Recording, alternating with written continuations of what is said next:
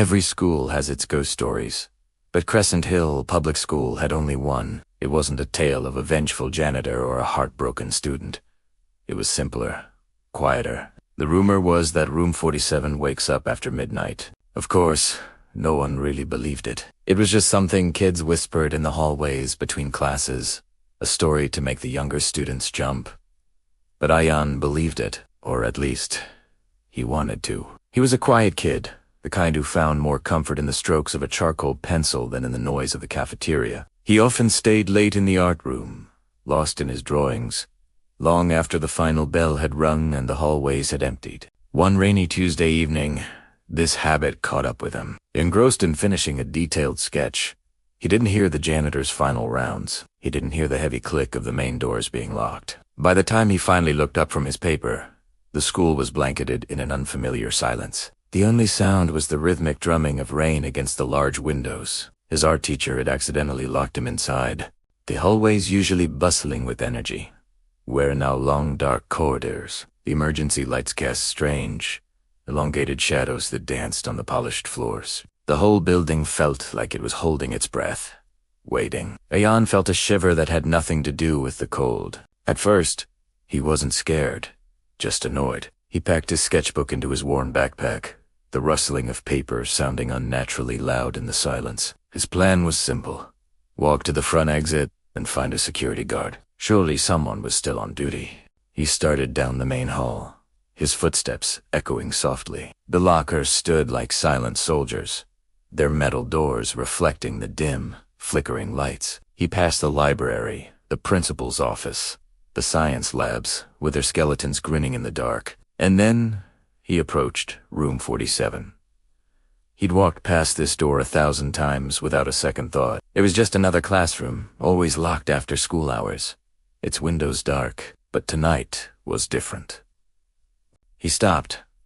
The door to room 47 was ajar. A sliver of light spilled out into the dark hallway, a pale, anemic glow that seemed to pulse faintly. Curiosity, stronger than his unease, pulled him closer. He pushed the door open just a little wider and peered inside.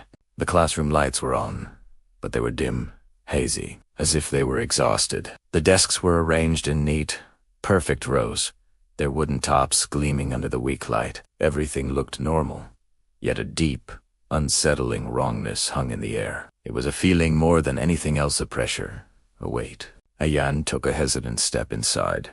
The air was cold and still. His eyes were drawn to the large chalkboard at the front of the room. There was writing on it, but it wasn't chalk. The letters were faint, translucent, like words traced with a fingertip on a fogged-up mirror. He stepped closer to read them. As he watched it, new letters began to form, appearing out of nowhere, etched onto the board by an invisible hand. The motion was slow, deliberate, and utterly silent. He held his breath as the message completed itself. "Don't let them leave." Ayan froze, his blood turning to ice. His mind raced, trying to make sense of it. Was this a prank? Had someone else been locked in with him? Then he heard a sound, a soft, scraping noise. He looked away from the board. One of the desks in the front row had moved, sliding a few inches to the left, all on its own.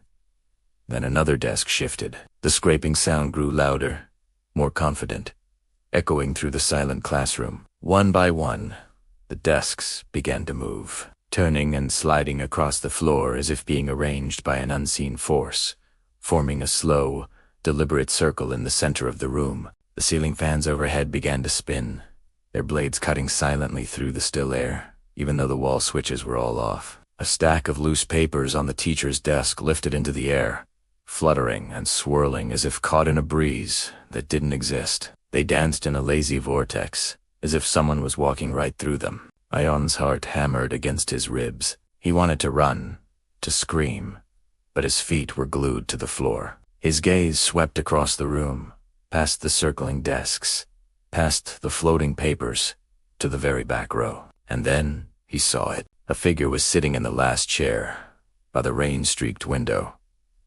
It wasn't a person. It was a shape, an outline of a student carved from the deepest shadows. It sat perfectly still, head down, hands folded on the desk, as if patiently waiting for a teacher who was never going to arrive. Ayan couldn't breathe. He couldn't look away. It was a void in the shape of a child, absorbing the dim light around him. As he stared, horrified, the shadow's head slowly lifted. It had no face. Where eyes and a mouth should have been, there was only a smooth, featureless surface, like a mannequin molded from pure darkness. It tilted its head, as if studying him, this intruder in its quiet domain. Ayan finally found the strength to move. He took a single, stumbling step back, his sneakers squeaking on the linoleum.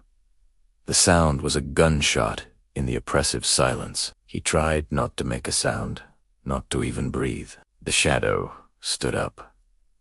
Its movement was fluid, unnaturally graceful, and in that instant, everything changed. Every single desk in the room swiveled in unison, turning to face him with a deafening screech of wood on floor. The windows fogged over in a split second, the glass turning milky white and obscuring the rainy night outside. Ayan glanced back at the chalkboard. The original message was gone. New words were being traced onto the surface. Faster this time, more urgent. Lloré, late. That was it. The spell was broken. Pure, unthinking terror took over. Ayan turned and ran. He burst out of room 47 and sprinted down the hallway, not daring to look back. He ran past the silent lockers, past the darkened labs, his heart pounding a frantic rhythm that sounded terrifyingly like a second set of footsteps chasing him from behind. The main entrance was just ahead, a dark rectangle of glass and steel. He practically threw himself at the doors, fumbling for the handle, expecting it to be locked, expecting to be trapped. He grabbed the heavy metal bar. He pushed. It opened. A gust of wind and rain rushed in to meet him. Cold and rail, the smell of wet asphalt filled his lungs. He stumbled out into the stormy night, into the world of the living, and just as he crossed the threshold, just as he thought he was safe, he heard it. It came from the darkness of the school behind him. A whisper. It wasn't angry or menacing. It was calm, quiet, almost a sigh. See you tomorrow. The next day, school was just school again. The sun was out. The hallways were loud and crowded. Room 47 was locked, its door indistinguishable from any other. No one believed Ayan's story. They laughed it off, calling it a nightmare brought on by stress. He almost believed them. But sometimes, even now, when he walks past that classroom, he feels a sudden pocket of cold air. He feels a strange, warm breath on the back of his neck. And he knows, with a certainty that chills him to the bone, that the classroom remembers him, and it's still waiting. Thank you for watching. If you enjoyed this story, don't forget to like, subscribe, and turn on notifications so you never miss another journey into the shadows. We'll see you in the next one.